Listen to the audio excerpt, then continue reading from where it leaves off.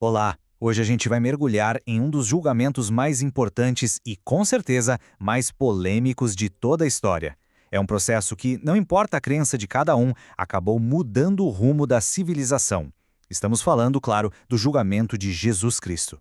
E a grande pergunta que ecoa há mais de 2000 anos é essa: a condenação dele foi justa ou foi uma grande injustiça? Para a gente tentar entender isso, vamos analisar os fatos como se fossem as evidências de um caso, sabe? Passo a passo, para ver o que realmente aconteceu naquelas horas tão decisivas. Então vamos começar pelo começo, né, pelo início de todo esse drama, quando o acusado é finalmente apresentado e as acusações formais são colocadas na mesa.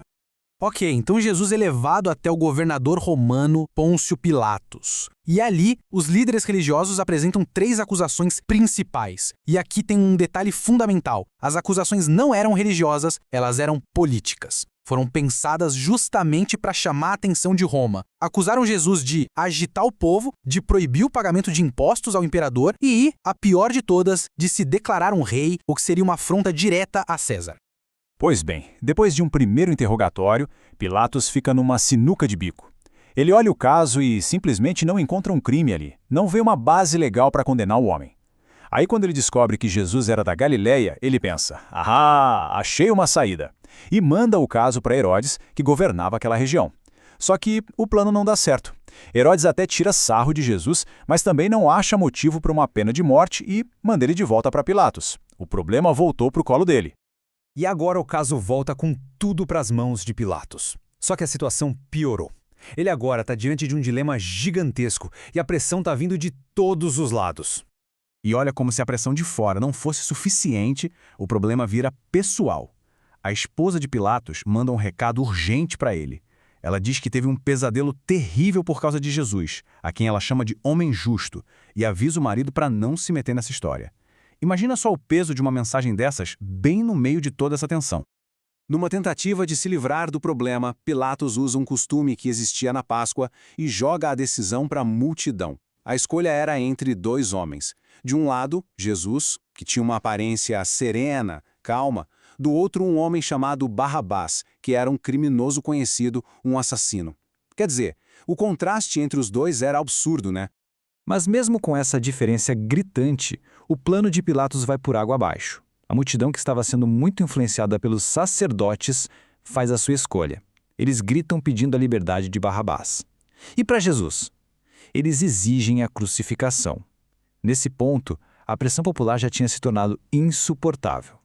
E é aqui que a gente chega no clímax de todo o julgamento. É o momento em que Pilatos, mesmo depois de dizer várias vezes que Jesus era inocente, vai selar oficialmente o destino dele. Aí acontece uma das cenas mais famosas da história, né? Pilatos pede uma bacia com água e, na frente de todo mundo, ele lava as mãos. É um gesto totalmente simbólico, claro, uma tentativa desesperada de dizer: olha, a responsabilidade por isso não é minha. Ele chega a falar: estou inocente do sangue deste justo. Só que lavar as mãos, obviamente, não muda o resultado prático. O que vale é o documento, a sentença oficial. E existe uma cópia de um documento histórico que seria justamente essa sentença, formalizando a condenação à morte. E o que esse documento dizia? Bom, aqui estão as justificativas que foram listadas. Percebe a jogada? Pegaram aquelas acusações iniciais e deram uma roupagem legal, uma traduzida para a lei romana. Então virou sedição, oposição ao imperador, promoção de tumultos, ameaça à cidade de Jerusalém e recusa a pagar os tributos. Tudo isso para construir um caso que justificasse aos olhos de Roma a pena de morte. E então vem a ordem final, a parte que sela o destino. A sentença é clara e é brutal. Ela determina a morte na cruz, o método de execução que Roma usava para os piores criminosos. A decisão estava tomada e o método foi detalhado com uma frieza que chega a arrepiar. Certo, a sentença foi dada. Mas agora, olhando para trás, para todos esses fatos, dá para achar alguma justiça nesse julgamento? Chegou a hora de a gente analisar esse veredito. Se a gente pudesse resumir a maior contradição desse julgamento inteiro em um único número, seria este aqui: 5. Esse foi o número de vezes que o próprio juiz do caso, Pôncio Pilatos, declarou em público que o réu era inocente. 5 vezes ele disse que não encontrava culpa nenhuma em Jesus. Então, do ponto de vista da lei, da lógica jurídica, a conclusão é bem direta. Pensa comigo, se o juiz afirma várias vezes que o réu é inocente, mas mesmo assim o condena, Essa sentença simplesmente não é válida. É uma contradição fundamental que, em tese, anularia o processo. Nenhum tribunal com o mínimo de seriedade hoje em dia aceitaria um veredito desses. Mas essa história não é vista só pelo lado da lei. As fontes também trazem uma outra camada, a interpretação teológica. E nessa visão, essa condenação, que foi tão injusta aos olhos humanos, se torna um passo necessário. É a ideia de que Jesus, sendo justo, estava ali assumindo a culpa como um substituto. É um conceito conhecido como justiça substitutiva.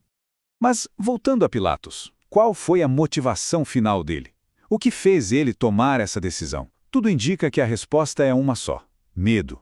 Medo de perder o cargo, de perder o poder, de ficar mal com o imperador em Roma. No fim das contas, a escolha dele foi pela segurança política e não pela justiça. E aqui vem a parte mais irônica e até trágica do destino de Pilatos. Toda aquela manobra que ele fez para salvar a própria pele, para não perder o poder, não adiantou de nada. Os registros históricos contam que, mais tarde, ele foi sim tirado do cargo. E mais, atormentado pelo remorso, ele acabou tirando a própria vida. Ou seja, aquilo de que ele tanto tinha medo e que o fez condenar o inocente, acabou acontecendo de qualquer jeito. No final, o julgamento de Jesus se torna muito mais do que só uma história do passado. Ele vira um grande estudo de caso sobre poder, política e a consciência de cada um. E nos deixa com uma pergunta que continua muito atual, ecoando através dos séculos. O que acontece quando a lei se curva à pressão popular?